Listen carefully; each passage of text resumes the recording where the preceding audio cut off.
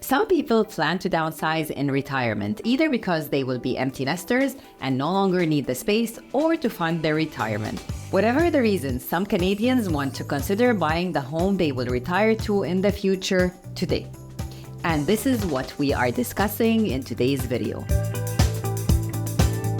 Should you buy a condo to live in during retirement before you retire? Buying a condo now and renting it out in the meantime.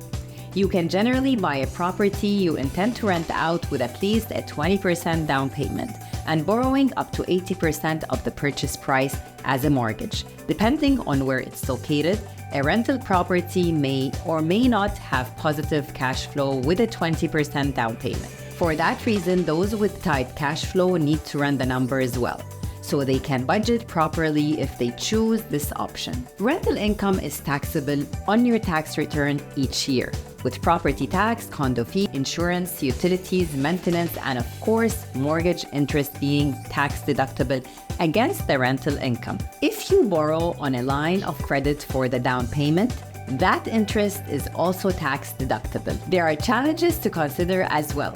One of these is that the property you want in retirement may not be the most desirable to renters in the meantime. In other words, a good retirement property may make a bad rental property. Another challenge is knowing where you may want to retire. Pre-retirees with children may not be able to foresee where their adult children will end up. Their future moves may change where they want to live in retirement. Our team works with a lot of Canadian expats who live and are employed abroad. Often, they own or want to own real estate in Canada if they expect to move home to retire. This is an example of a case where buying and renting a property prior to retirement may be an excellent option. Now let's talk about tax implications. If you own two homes, only one can be tax-free using the principal residence exception upon sale. And if the property has been rented out, it generally will not qualify.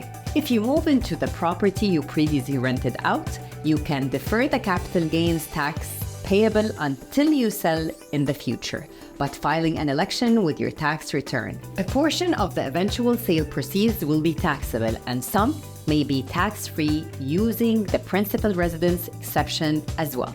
There are scenarios when owning a home in anticipation of moving into it may be worth considering, and there may be ways to finance and profit from that plan ahead of time. Careful planning is a key. It's essential to weigh the pros and cons and consult your trusted realtor. Thank you for tuning in, and remember to like, share, and subscribe to my channel for more valuable insights. See you in the next one.